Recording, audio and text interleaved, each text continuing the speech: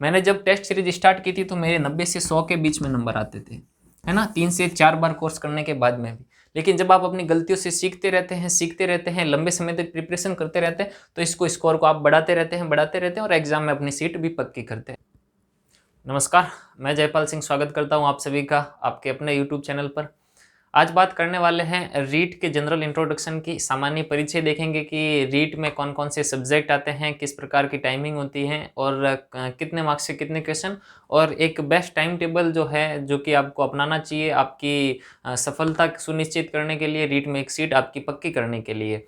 मैं time table अपने according बताऊंगा जो मैं फॉलो करता था, या फिर एक जो नया कैंडिडेट होता है रीट के लिए जो तैयारी करता है उनके लिए क्या फ़ायदेमंद हो सकता है वो बताऊंगा। आप उसमें कुछ संशोधन करके अपने अकॉर्डिंग अपने टाइम टेबल खुद बना सकते हैं और उसके अकॉर्डिंग अपनी पढ़ाई जारी रख सकते हैं। यदि आप चैनल पर नए हैं तो सबसे पहले हमारे चैनल जयपाल सिंह को सब्सक्राइब कर दीजिए, अपने फ्रेंड्स के साथ में से शेयर कर दीजिए और वीडियो को लाइक भी जरूर कीजिएगा। चलिए शुरू करते हैं। सबसे पहले बात करते हैं रीट की। तो रीट में आपको पता होगा कि इसमें 2 लेवल होते हैं। पहला जो है वो लेवल फर्स्ट है और दूसरा जो है वो लेवल सेकंड है। 2 लेवल होते हैं। लेवल फर्स्ट में बीएसटीसी वाले फॉर्म अप्लाई करते हैं और वो एग्जाम देते हैं। लेवल सेकंड में जो है वो बीएड धारी एग्जाम देते हैं। मैं लेवल सेकंड से था, मैंने बीएड की हुई है और मेरा जो सब्जेक्ट था वो था साइंस मैथ से। तो लेवल सेकंड में भी 2 प्रकार के मेजर सब्जेक्ट टाइप से होते हैं। एक एसएसटी वाले स्टूडेंट होते हैं और दूसरे जो होते हैं वो होते हैं साइंस मैथ। जिनके मैथ्स बैकग्राउंड रहा हो, जो कि साइंस से हो, वो साइंस मैथ से लेवल सेकंड में अपीयर होते हैं। और जो एसएसटी के स्टूडेंट है वो लेवल सेकंड में एसएसटी के थ्रू अपीयर होते हैं। तो सबसे पहले अपन बात कर लेते हैं यहाँ पर लेवल फर्स्ट और लेवल सेकंड की। यहाँ पर अपन बात कर रहे हैं लेवल फर्स्ट की और यहाँ पर अपन बात करेंगे लेवल सेकंड की। सबसे पहले बता दूं कि रीट के पेपर में 2 लेवल थे। उसमें लेवल फर्स्ट और लेवल सेकंड में जो है वो 3 मेजर पोर्शन जो है वो कॉमन होते हैं। सीडीपी वाला और दोनों लैंग्वेज वाले। आपको 2 लैंग्वेज चूज करनी होती हैं, चाहे आप लेवल फर्स्ट से हैं या फिर लेवल सेकंड से हैं, 2 लैंग्वेज आपको लेनी होती है। मेजर जो लैंग्वेज ली जाती है मोस्ट ऑफ द कैंडिडेट्स के द्वारा वो 3 लैंग्वेज होती हैं। एक जो है हिंदी, दूसरी इंग्लिश और तीसरी संस्कृत। इन तीनों लैंग्वेज में से ही आप प्रेफरेंस देते हैं 2 लैंग्वेज के रूप में। देखिए मैं समझाता हूँ आपको। लेवल फर्स्ट में जो है वो सबसे पहला जो पोर्शन होता है वो सीडीपी का होता है। CDP means child development and pedagogy, बाल विकास एवं शिक्षा शास्त्र। तो यहाँ पर अपन बात करेंगे कितने क्वेश्चंस आते हैं और कितने मार्क्स के क्वेश्चन आ रहे हैं। यहाँ तक आपको क्लियर दिख रहा होगा। क्वेश्चन और मार्क्स की बात करते हैं तो सीडीपी में जो क्वेश्चन है यहाँ पर ही बात कर लेते हैं, पूरा आ जाएगा। सीडीपी में यहाँ पर क्वेश्चन कितने आएंगे और कितने मार्क्स के होंगे। तो मैं बता दूं सीडीपी में 30 क्वेश्चन पूछे जाते हैं और 30 ही मार्क्स होते हैं, यानी कि पर क्वेश्चन 1 मार्क्स का होता है। एक प्रश्न के सही करने पर आपको 1 नंबर दे दिया जाता है। तो सीडीपी यानी कि जिसको साइकोलॉजी भी बोलते हैं, मनोविज्ञान एवं बाल विकास एवं शिक्षा शास्त्र भी बोलते हैं। तो 30 क्वेश्चन आएंगे, 30 मार्क्स के होंगे। ठीक है यहाँ तक। उसके बाद में आपको लैंग्वेज फर्स्ट के रूप में एक लैंग्वेज का चयन करना होता है और दूसरी जो लैंग्वेज होती है वो आपके लैंग्वेज सेकंड के रूप में चयन करना होता है। अब मैंने पहले बताया उन तीनों में से या फिर आपकी हो सकता है पंजाबी हो, उर्दू हो, उस हिसाब से 2 लैंग्वेज सूटेबल आपके हिसाब से जो आपकी अच्छी हो वो लेवल फर्स्ट लैंग्वेज फर्स्ट के रूप में आप ले लीजिए, और जिसमें आपको लगता है कि थोड़ी मेहनत करने की ज़रूरत है उसको लैंग्वेज सेकंड के रूप में दे दीजिएगा। लैंग्वेज फर्स्ट से भी 30 क्वेश्चन पूछे जाते हैं, लैंग्वेज सेकंड से भी 30 क्वेश्चन, और प्रत्येक प्रश्न के 1-1 मार्क्स होते हैं, यानी 30 क्वेश्चन 30 मार्क्स के लैंग्वेज फर्स्ट में और लैंग्वेज सेकंड में भी एज इट इज होता है। ये लेवल फर्स्ट में जो 3 पार्ट लिखे हैं मैंने अभी तक, सीडीपी के, लैंग्वेज फर्स्ट के और लैंग्वेज सेकंड के, एज इट इज आपको जो लेवल सेकंड से अपीयर होंगे, चाहे आप एसएसटी से हैं या साइंस मैथ से हैं, ये 3 पोर्शन आपके कॉमन होंगे। उसके बाद में जो देखना है वो, यदि आप लेवल फर्स्ट से एग्जाम देते हैं तो मैथ्स के 30 क्वेश्चन आएंगे, 30 ही मार्क्स के, और आपको ईवीएस पूछी जाएगी यानी इन्वायरमेंट स्टडी, पर्यावरण अध्ययन, जो 30 क्वेश्चन 30 मार्क्स के। हालांकि इस बार जो है वो गवर्नमेंट ने लेवल सेकंड वालों को लेवल फर्स्ट में अपीयर किया था। मैंने भी लेवल फर्स्ट का एग्जाम दिया था, 131 मेरा स्कोर रहा था। ये सारे पेपर दिए थे ना, ये सारे पोर्शन सॉल्व भी किए थे, लेकिन बाद में वो कोई काम का आया नहीं, हमारे रिजल्ट आया ही नहीं। तो उसके बाद में यहाँ पर बात करने से पहले एक बार देख लीजिए। तो टोटल जो है ये पोर्शन में आपने देखा होगा कि आपके 150 क्वेश्चन पूछे जाएंगे, जो कि 150 मार्क्स के होंगे, यानी प्रत्येक प्रश्न के लिए आपको 1 नंबर यदि आप सही करते हैं तो, और प्रत्येक क्वेश्चन को करने के लिए समय भी 1 मिनट का दिया जाता है, यानी कि टोटल यदि टाइमिंग की बात करूं मैं तो 2.5 घंटे का पेपर होता है। चाहे आप लेवल फर्स्ट से हैं, लेवल सेकंड से हैं, 2.5 घंटे का यानी कि 150 मिनट दी जाती है। एक प्रश्न को सॉल्व करने के लिए 1 मिनट का समय एवरेज मान के चलते हैं, तो 150 प्रश्नों को सॉल्व करने के लिए 150 आपको मिनट दी जाती हैं। आप आराम से सॉल्व कर सकते हैं यदि आपने अच्छी मेहनत की है तो।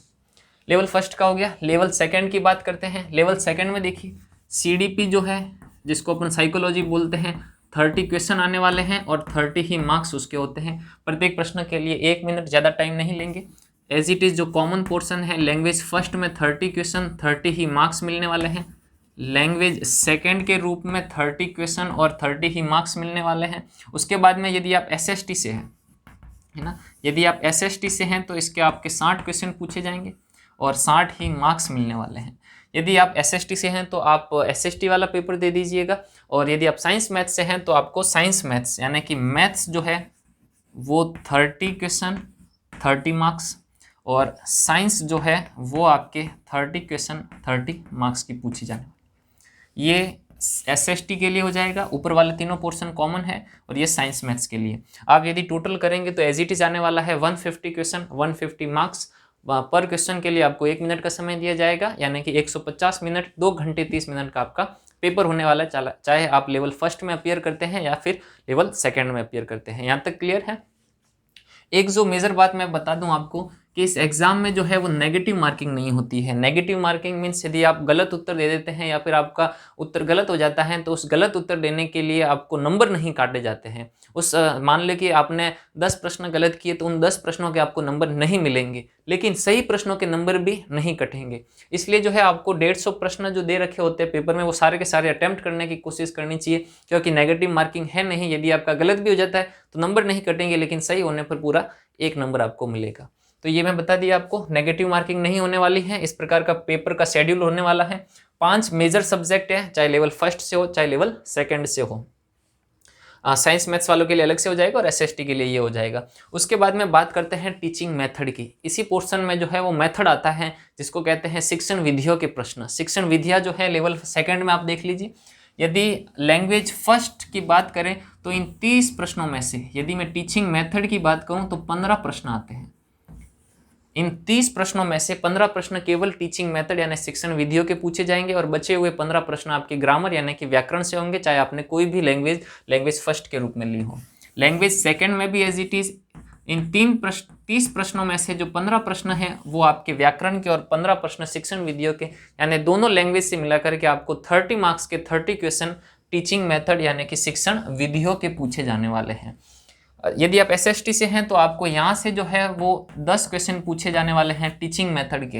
यदि आप SST से हैं तो 60 में से केवल 10 प्रश्न पूछे जाएंगे। यदि आप साइंस मैथ्स से हैं तो मैथ्स के टीचिंग मेथड के 10 प्रश्न अलग से पूछे जाते हैं, और साइंस के जो है उन 30 प्रश्नों में से 10 प्रश्न टीचिंग मेथड यानी कि शिक्षण विधियों के प्रश्न पूछे जाते हैं। मैं ये किस लिए बता रहा हूँ, अभी आपको आगे पता लगेगा कि इतना मैं फोकस इन टीचिंग मेथड पे क्यों कर रहा हूँ। देखिए यदि आप साइंस मैथ से हैं, जैसे कि मैं था, तो देखिए 15 + 15 30, 10 और 10 20, यानी कि जो 50 क्वेश्चन है वो आपके केवल और केवल टीचिंग मेथड से पूछे जाएंगे। टोटल पेपर आपका 150 मार्क्स का है, 150 प्रश्न पूछे जाएंगे, उसमें से 50 प्रश्न जो है वो केवल टीचिंग मेथड के यानी 1/3 पार्ट, 1/3 भाग में केवल आपको शिक्षण विधियाँ देखने को मिलेगी, तो बहुत बड़ा पार्ट है। और यदि इसके साथ में मैं इन 30 प्रश्न साइकोलॉजी के इन 30 प्रश्नों को और 50 प्रश्न आपके टीचिंग मेथड को मिला दूं तो आपके पास में प्रश्न कितने हो जाते हैं? 80 प्रश्न, 50% से ज़्यादा, है ना, 50% से ज़्यादा, लगभग 55% जो है वो पेपर आपका यही हो जाता है CDP यानी कि psychology, child development and pedagogy और टीचिंग मेथड को मिला करके। यदि आप एग्जाम में अपनी सीट पक्की करना चाहते हैं, लीड लेना चाहते हैं सभी बच्चों से, तो आपको इन सब्जेक्ट पे ज़्यादा फोकस करना होगा। हालांकि आपको फोकस तो सभी पे करना है, लेकिन थोड़ा ज़्यादा पोर्शन जो है वो ये कवर करता है, तो आपको CDP प्लस टीचिंग मेथड पे आपकी अच्छी कमांड होनी चाहिए। बहुत सारी प्रैक्टिस करके, बहुत सारा पढ़ करके, क्वेश्चन सॉल्व करके, प्रीवियस ईयर पेपर देख करके आपको आइडिया लग जाता है कि किस प्रकार का पेपर पूछा जाएगा और किस प्रकार से आपको तैयारी आगे बढ़ानी चाहिए। तो ये मेजर इंट्रोडक्शन था रीट का बारे में। यदि आप नए हैं, 2022 में फर्स्ट बार अपीयर होने वाले हैं या फिर इससे पहले आपने एग्जाम नहीं दिया है, तो ये आपके लिए हेल्प करेगा। बाकी जो स्टूडेंट पहले से दे रखे हैं उनके लिए तो ये आपको पता ही होगा कि किस प्रकार से क्या क्वेश्चन रहता है, लेकिन ये चीज़ आपको नहीं मिली होगी। 80 क्वेश्चन जो है इस पर आपको ज़्यादा फोकस करना है। यदि आप 80 क्वेश्चन में से 70 प्लस लेकर के आ जाते हैं तो आप वैसे ही अपनी सीट पक्की कर देते हैं। तो ये हो गया आपका मेजर पोर्शन।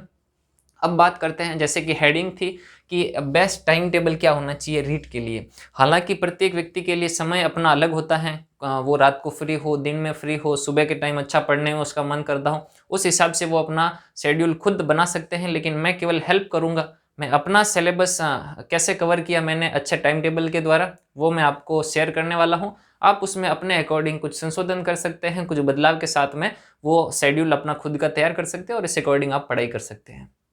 बात करते हैं best time table. Best time table आप अपने अकॉर्डिंग इसमें संशोधन करके बना सकते हैं। मैं वो बात बताने वाला हूँ जो मैंने फॉलो की थी या फिर मैं अपने पढ़ाई के टाइम में कैसे फॉलो करता था। आप अपने अकॉर्डिंग उसको एडजस्ट कर सकते हैं। देखिए, यदि आपने इससे पहले वाली वीडियोस नहीं देखी हैं तो मैं चाहूँगा कि आप इससे पहले वाली वीडियोस देखें, जिसमें मैंने ये बताया कि रीट के लिए कौन कौन सी बुक्स आपको अच्छे से पढ़नी चाहिए। तो वो वीडियो आपको ज़्यादा फायदा करेगा। उसी के बाद में इस वीडियो को देखिए ताकि आपको ये पता लग जाए कि कौन सी बुक को किस प्रकार से पढ़ना है, कितना समय देना है। तो सबसे पहले आपको है ना पूरे दिन को 3 शिफ्ट में बांट देना है। मॉर्निंग, उसके बाद में मिड डे और उसके बाद में हो जाएगा आपका इवनिंग। देखिए, कुछ अच्छा शेड्यूल मैं आपके साथ में जो है वो शेयर करने वाला हूं, तो आप इस वीडियो को जरूर सब्सक्राइब कर दीजिए, उससे हमारा भी हौसला बढ़ता है। अपने नए फ्रेंड्स को भी साथ में जोड़िए, आगे आने वाले समय में इस चैनल से आपको बहुत अच्छा फायदा होगा, ये मैं गारंटी आपको दे सकता हूं।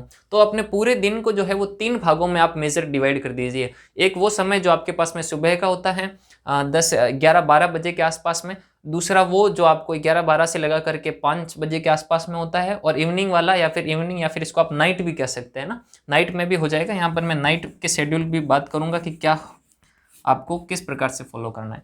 मॉर्निंग के टाइम में जो है जब मैं पढ़ता था तो मैं साइकोलॉजी प्लस मेथड का वाला पोर्शन जो है वो कवर करता था। ये वाला पोर्शन आपको कवर करना है। 80 क्वेश्चन वाला जो मेजर पोर्शन मैंने बताया वो आप मॉर्निंग में कवर कीजिए, क्योंकि जब आप पूरी नींद लेकर के उठते हैं आपका दिमाग शांत होता है और वो सब्जेक्ट जो आपके मेजर आने वाले हैं, मेजर मार्क्स कवर करने वाले हैं, उस पर ध्यान देंगे तो बहुत अच्छे से आपको क्लियर होते जाएंगे। समझने वाला सब्जेक्ट है, टीचिंग मेथड और साइकोलॉजी दोनों। आप इनको रटने के बाद में कभी भी ये नहीं कह सकते कि हाँ मैंने अच्छे से सब्जेक्ट को कवर कर दिया है, क्योंकि जब अप्लाइड क्वेश्चन आते हैं मनोविज्ञान से, साइकोलॉजी से, तो वहाँ पर नहीं कर पाते।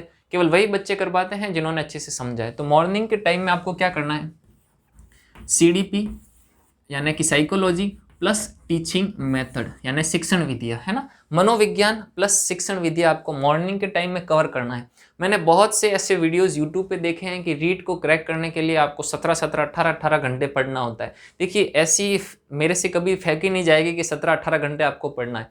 17-18 घंटे आप कितने दिन तक पढ़ सकते हैं? 1 दिन, 2 दिन, 1 सप्ताह। उससे ज़्यादा फिर आप जो है वो या तो अपनी तबीयत खराब कर बैठेंगे या फिर जो आपके पास में है उसे भी आप डुबा देंगे। तो इतना 17-18 घंटे वाली कोई बात नहीं है। मैं एक आइडियल आपको बताता हूँ कि यदि कोई नया बच्चा है जिसने रीट पहले कभी नहीं दी है, उसको 5 से 6 घंटे यदि वो कंसिस्टेंसी के साथ में नियमित होकर के डिसिप्लिन में रहकर के तैयारी करता है तो 5 से 6 घंटे एग्जाम तक काफ़ी है। 4 से 5 महीने आप रेगुलर दे दीजिए, 6-7 घंटे के साथ में नियमित स्टडी करके, अपने नोट्स प्रिपेयर करके आप अपना सिलेक्शन खुद ले लेंगे। 17-18 घंटे वाली बात कभी भी मेरे तो हजम नहीं हुई है और आप हजम होने भी नहीं चाहिए। CDP प्लस टीचिंग मेथड को आपको कितना समय देना है, तो 2.5 से 3 घंटे, है ना, 2.5 से 3 घंटे आपको देना है CDP प्लस टीचिंग मेथड। सुबह वाले मॉर्निंग टाइम देख लीजिए आप, सुबह 8 से 11 बजे तक। और टाइम टेबल आपको कोई ऐसा नहीं बनाना है कि 7 बजे मैं उठूंगा, 7:30 बजे बैठूंगा। ये वाला टाइम टेबल कभी भी फॉलो नहीं होता है, बनाने में बहुत बढ़िया होता है। मैंने भी day to day time table जरूर बनाया हुआ है, डेट डाल करके 8 से 11 यानी कि 3 घंटे आपको जो पढ़ना है। मान लीजिए आप 8 बजे से पहले उठ गए हैं, आप 7 बजे एकदम फ्री हो गए तो 7 बजे पढ़ लीजिए, 7 से 10 पढ़ लीजिए। 3 घंटे का आपको टाइम निकालना है CDP प्लस टीचिंग मेथड के लिए। मैं निकालता था मॉर्निंग वाले समय में 3 घंटे, 3 या 2.5 घंटे हो सकता है। कभी ज़्यादा टाइम मिल जाए, मज़ा आ रहा है 3.5 कर दीजिए। कभी आप कोई बोरिंग चैप्टर चल रहा है, आपको पसंद नहीं आ रहा है, 2 घंटे कर दीजिए, वो थोड़ा सा एडजस्ट हो सकता है। तो CDP प्लस टीचिंग मेथड आपको कवर करना है 2.5 से 3 घंटे मॉर्निंग शिफ्ट में। दोपहर में क्या करना है, दोपहर में जो है आपको लैंग्वेज करनी है। लैंग्वेज, लैंग्वेज फर्स्ट और सेकंड दोनों को एक एक घंटा दे दीजिए, केवल एक एक घंटा ही देना है। जब आप स्टार्टिंग कर रहे हैं तो एक एक घंटा ही देना है लैंग्वेज के लिए। यदि आप यहाँ पर 2 घंटे दे देते हैं तो यहाँ पर 2 घंटे दे दीजिए, 4 घंटे हो गए। जो दिन वाला पोर्शन होता है, जब ज़्यादा नींद आने लगती है, जब यूट्यूब पे भी आप पढ़ सकते हैं, जब आपका थोड़ा सा मन जो है वो पढ़ाई में इतना नहीं लग पाता खाना खाने के बाद में, उस टाइम आपको क्या करना है, लैंग्वेज पढ़नी है। लैंग्वेज फर्स्ट और सेकंड थोड़ा थोड़ा पढ़ लीजिए, केवल लैंग्वेज फर्स्ट सेकंड को 2 नहीं तो आप 1.5 घंटा ही दे दीजिए, है ना, जैसा सूटेबल हो। आपको लगता है कि संस्कृत आधा घंटे ही पढ़ी जाएगी आपसे, तो आधा घंटा ही दे दीजिए ना, क्योंकि आपको पढ़ना है, आपको हजम करना है पढ़ा हुआ, और एग्जाम में भी आपको ही मार्क्स लाने हैं। किसी के कहने पर नहीं कि 3 घंटे पढ़ने पर सिलेक्शन लिया जाएगा, तो ऐसा कोई ज़रूरी नहीं है। तो आपको क्या करना है, मॉर्निंग शिफ्ट में CDP प्लस टीचिंग मेथड कर दीजिए, दोपहर में लैंग्वेज पढ़िए आप आराम से, और जब इवनिंग का टाइम है ना, जब 5 से 7 बजे का जब आप फ्री हो जाते हैं, तब आपको इवनिंग में अपना खुद का सब्जेक्ट तैयार करना है। सब्जेक्ट मीन्स यदि आप SST से हैं तो आपको SST कवर करना है। SST बहुत मेजर सब्जेक्ट उसमें फॉलो है और बहुत बड़ा सिलेबस है SST का, तो आपको सब्जेक्ट को थोड़ा ज़्यादा टाइम देना पड़ेगा, हो सकता है 2 से 3 घंटे देना पड़े। साइंस मैथ्स में भी, साइंस का सिलेबस बहुत लंबा चौड़ा है, मैथ्स का तो फिर भी छोटा है, तो उनके लिए भी आपको क्या देना पड़ेगा, अलग से समय देना पड़ेगा। लेकिन इन दोनों में आप ध्यान रखिए, मेथड नहीं है, क्योंकि मेथड के लिए अलग से टाइम आपने सुबह मॉर्निंग शिफ्ट में कवर कर दिया है, तो यहाँ पर केवल आपको ग्रामर पढ़नी है, तो 2 घंटे भी बहुत ज़्यादा होंगे विदाउट मेथड, केवल ग्रामर पढ़ने के लिए। सब्जेक्ट में भी आपको केवल ग्रामर पढ़नी है। साइंस मैथ से जो 15-15 क्वेश्चन आने वाले हैं टीचिंग मेथड के, वो यहाँ पर कवर हो जाएंगे। तो यहाँ पर आपको सब्जेक्ट पढ़नी है, चाहे आप SST से हैं या फिर आप साइंस मैथ से हैं। तो यहाँ पर आपको सब्जेक्ट के लिए कितना समय देना है, स्टार्टिंग में आप 2 घंटे दे दीजिए, ज़्यादा समय नहीं देना है, क्योंकि 1-2 दिन आपको नहीं पढ़ना है। एक लंबी आप मैराथन दौड़ करने वाले हैं, 4 से 5 महीने और रेगुलर पढ़ना है, इसलिए केवल इतना काफ़ी है। 2 + 2 4, और ये 6-7 मतलब 6-7 घंटे के आसपास आपकी पढ़ाई हो जाती है। तो एक दिन में आपको इतना ही पढ़ना होता है कि 6 से 7 घंटे आप जो पढ़े वो आप हजम भी कर सके। हजम इन द सेंस कि आप समझ पा रहे हैं, याद रख पा रहे हैं, उससे चीज़ें बाहर नहीं जा रही है। ऐसा ना हो कि आप 6-7 घंटे यहाँ पर पढ़ रहे हैं और फिर आपको यही पता नहीं कि क्लासिकल कंडीशनिंग थ्योरी किसने दी थी, तो गड़बड़ हो जाएगी। सो मॉर्निंग टाइम में CDP plus teaching method, mid यानी कि दिन के समय आप लैंग्वेज कवर कर दीजिए, टीचिंग मेथड ऑलरेडी यहाँ पे कवर हो रखे हैं सब्जेक्ट के साथ में। इवनिंग टाइम में आप क्या करना है, 2 घंटे जो है वो आप अपने सब्जेक्ट को दे दीजिए, चाहे आप SST से हैं या फिर साइंस मैथ से। साइंस मैथ से हैं तो जितना आपके सूटेबल, आपकी साइंस अच्छी है तो मैथ्स को ज़्यादा समय दे दीजिए, मैथ्स अच्छी है तो साइंस को ज़्यादा समय दे दीजिए। लेकिन किसी भी सब्जेक्ट को अंडर एस्टिमेट मत करिएगा। आपको ऐसा लग रहा हो कि मैं तो साइंस मैथ्स जो है, साइंस जो है वो 10th क्लास तक रेगुलर पढ़ा रहा हूँ, पिछले 4 सालों से मुझे सब कुछ आता है, तो इस प्रकार की गलतफहमी नहीं पालनी है, क्योंकि ये गलतफहमी एग्जाम जब तोड़ता है तो मुश्किल हो जाती है आपके लिए, सिलेक्शन से रुक जाते हैं। यदि आप मैथ्स में कमजोर है तो मैथ्स को ज़्यादा समय दे दीजिए, साइंस में ज़्यादा कमजोर है तो साइंस को जरूर, लेकिन आप एक दिन में सारे ही सब्जेक्ट पढ़े, मैं ये मानता हूँ।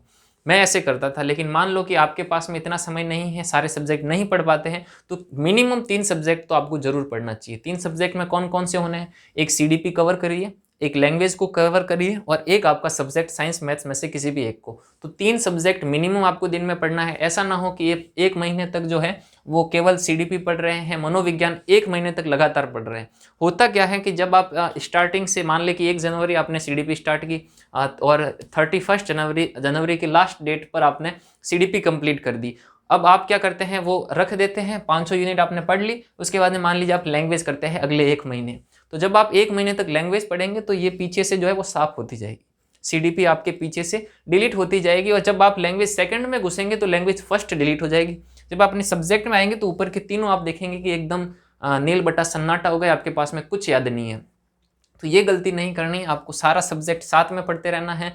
प्लस सैटरडे और संडे, है ना, शनिवार प्लस रविवार, सैटरडे और संडे को आपको कुछ नया नहीं पढ़ना है। नया इन द सेंस कि आपने जो 1 सप्ताह तक आपने ये जो सोमवार से शुक्रवार फ्राइडे तक ये शेड्यूल फॉलो किया है, आपको शनिवार और रविवार को जो पढ़ा है, जो 6-6, 7-7 घंटे आपने पढ़ा है, मान लीजिए आप डेली जो एवरेज पे 6 घंटे ही पढ़ते हैं, और आपके सोम मंगल बुध गुरु शुक्र 5 दिन यदि आप पढ़ते हैं तो 6 पंजे कितना हो गया, 30 घंटे। आपने ईमानदारी से जो 30 घंटे पढ़ा है उसको यहाँ पर सैटरडे और संडे को 4-4 घंटे में, 8 घंटे में रिवाइज कर दीजिए। सैटरडे संडे केवल आपको 4-4 घंटे ही पढ़ना है, रिलैक्स करना है आराम से। हो सकता है सैटरडे संडे को आप ज़्यादा पढ़े तो मंडे से आपको वापस वही जो है वो शेड्यूल फॉलो करना है तो आप नहीं कर पाएंगे। तो मैं ये करता था कि शुक्रवार तक आराम से पढ़ता था, दबा करके जो पढ़ लिया, नोट करना है वो नोट कर दिया। शनिवार और रविवार को केवल 4-4 घंटे में ये 30 घंटे का जो पढ़ा हुआ मैटर था उसको हल्के हाथों रिवाइज कर देता था। उससे होता क्या है कि आपकी मेमोरी अच्छे से उसको रिकॉल कर पाती है एग्जाम के समय और आपको पक्का याद रहता है लंबे समय तक। और अब आप कहेंगे कि सर 4-4 घंटे, दूसरे टाइम क्या करना है? तो मैं बता रहा हूँ आपको। शनिवार को 4 घंटे, रविवार को 4 घंटे पढ़ना है। एक्स्ट्रा जो समय होता है उसमें आप प्रीवियस ईयर क्वेश्चन दे दीजिए, प्रीवियस ईयर क्वेश्चन पढ़िए। आपको पेपर का अंदाजा लगना चाहिए कि आपने जो पढ़ा है उसमें से क्वेश्चन किस प्रकार से आते हैं। ये सैटरडे संडे जो पढ़ा है, रिवाइज किया है, वो आपको एग्जाम में बहुत ज़्यादा हेल्प करेगा, ये पढ़ने से भी ज़्यादा। क्योंकि मैं एक बात हमेशा कहता हूँ कि रीड लेस रिवाइज मोर। पढ़ना कम है भले ही चलेगा, लेकिन रिवाइज जो है वो बार बार करना होता है। यही काम आपको जो मंथ के एंड में करना है ना। जब आपका मंथ एंड होगा, मंथ एंडिंग में आपको 4 दिन निकालने हैं। लास्ट के जो 4 दिन होते हैं एक महीने में, जो आपने पूरे महीने में पढ़ा है उस सारे मैटर को आपने नोट भी किया होगा, आपने खुद के नोट्स बनाए होंगे। इस 4 दिनों में उस पूरे महीने के जो मैटर को है वो रिवाइज करिए। आप यदि एक दिन में कर पा रहे हैं रिवाइज तो 4 बार कर दीजिए। 2 दिन लग रहे हैं रिवाइज करने में तो 2 बार कर दीजिए। यदि आप 4 दिन में पूरा मैटर को एक बार ही आराम से रिवाइज कर पाते हैं तो भी कोई बात नहीं। तो ये 4 दिन रिवाइज के होने चाहिए और प्रत्येक सप्ताह के एंड में शनिवार रविवार को आपको रिविजन करना है। यकीन मानिए ये रिवीजन आपको एग्जाम में बैठते टाइम 4 ऑप्शन देखेंगे ना तो आपको पता लग जाएगा कि कौन सा सही है। जब दूसरे बच्चे उसमें उलझेंगे आपको ये रिवीजन काम आएगा कि सीधा इसका उत्तर ये था, आप सीधा टिक मार्क करके आगे बढ़ जाएंगे। लंबे समय तक तैयारी के लिए रिवीजन बहुत ज़्यादा जरूरी है, क्योंकि आपको कोई 15-20 दिन तो पढ़ना नहीं है, 6-7 महीने पढ़ना होगा, लगातार पढ़ना होगा। तो कम समय में आप पढ़िए, ज़्यादा लोड नहीं लेना है। शनिवार रविवार को आप अच्छे से आप रिवाइज करिए। शनिवार रविवार को ही आपको प्रीवियस ईयर पेपर भी देखने हैं फ्री टाइम निकाल करके, ताकि आपको पेपर का लेवल पता लगे कि रीट का पेपर कैसा आता है, किस स्तर का आता है, और जो आपने पढ़ा है क्या वो आप रिलेट कर पा रहे हैं प्रीवियस ईयर क्वेश्चन से, तो ये देखना है। मंथ के एंडिंग में भी आपको रिविजन करना है, बाकी पूरे सप्ताह पढ़ते रहिए। आप स्टार्टिंग में किसी भी प्रकार का टेस्ट ना दें। यदि आप मेरे से पूछे तो मैंने भी स्टार्टिंग में टेस्ट नहीं दिया, क्योंकि जब आप पढ़ते हैं तो आपको इतना समझ में नहीं आता है फर्स्ट रीडिंग के टाइम में, और यदि आप टेस्ट भी दे देते हैं साथ में तो आपका स्कोर कम आता है। मान लीजिए 50 में से आपके 20 नंबर आ गए, आपका मोरल डाउन हो जाता है कि इतना पढ़ने के बाद में, रिविजन करने के बाद में भी नंबर नहीं बन रहे हैं। एक बार में कभी रिविजन में आपके नंबर नहीं बनेंगे। पूरा कोर्स जब आप 3 से 4 बार कर लेते हैं, ध्यान रखिए ये नंबर आप नोट कर दीजिए। पूरा कोर्स जब आप 3 से 4 बार पढ़ लेते हैं अच्छे से, उसके बाद में आप टेस्ट सीरीज दे दीजिए। उससे आपका जो है स्कोर पहले कम आएगा लेकिन धीरे धीरे इंक्रीज करता रहेगा। मैंने जब टेस्ट सीरीज स्टार्ट की थी तो मेरे 90 से 100 के बीच में नंबर आते थे, है ना, 3 से 4 बार कोर्स करने के बाद में भी। लेकिन जब आप अपनी गलतियों से सीखते रहते हैं, लंबे समय तक प्रिपरेशन करते रहते हैं, तो इसको स्कोर को आप बढ़ाते रहते हैं और एग्जाम में अपनी सीट भी पक्की करते हैं। तो अगर मैं इसका निष्कर्ष निकालूं तो आप यही करना है कि सारे सब्जेक्ट को साथ में लेकर के चलना है। शनिवार एवं रविवार को आपको जो पढ़ा हुआ है उसको रिवीजन करना है, प्लस प्रीवियस ईयर क्वेश्चन देखने हैं। मंथ के एंड में 4 दिन केवल आपको रिवीजन के लिए रखने हैं। उस 4 दिन में चाहे आप पूरा मैटर 4 बार रिवाइज करें या 1 बार, कोई फर्क नहीं पड़ता। 4 दिन रिजर्व होने चाहिए, आरक्षित होने चाहिए केवल रिवीजन के लिए। इसी आशा के साथ में कि आपको ये शेड्यूल, ये टाइम टेबल बेस्ट रूप से आप फॉलो कर पाएंगे। इसमें आप संशोधन कर दीजिए। यदि आप कहीं पे जॉब कर रहे हैं, प्राइवेट स्कूल में पढ़ा रहे हैं, तो हो सकता है आपको इतना टाइम ना मिले, कम कर दीजिए। यदि आप पूरे दिन फ्री हैं तो 6-7 घंटे ही क्यों, 8-10 घंटे पढ़िए, आपके पास में पूरा समय है। रिवीजन जरूर कीजिए, और यदि आपको इसमें कोई संशोधन लगता है अपने अकॉर्डिंग तो वो करिए, और नियमित रूप से स्टडी कीजिए। कंसिस्टेंसी जो शब्द है वो केवल एक शब्द नहीं है, किसी भी एग्जाम को क्रैक करने का हथियार है। तो ये आप जरूर याद रखिए, नियमितता आपके पढ़ाई में, अध्ययन में होनी जरूर चाहिए। धन्यवाद। यदि एक बार फिर से मैं आपसे गुजारिश करूंगा, आप चैनल पे नए हैं तो इस चैनल को सब्सक्राइब जरूर कीजिए और अपने फ्रेंड्स के साथ में शेयर जरूर कीजिए। मिलते हैं नेक्स्ट वीडियो में।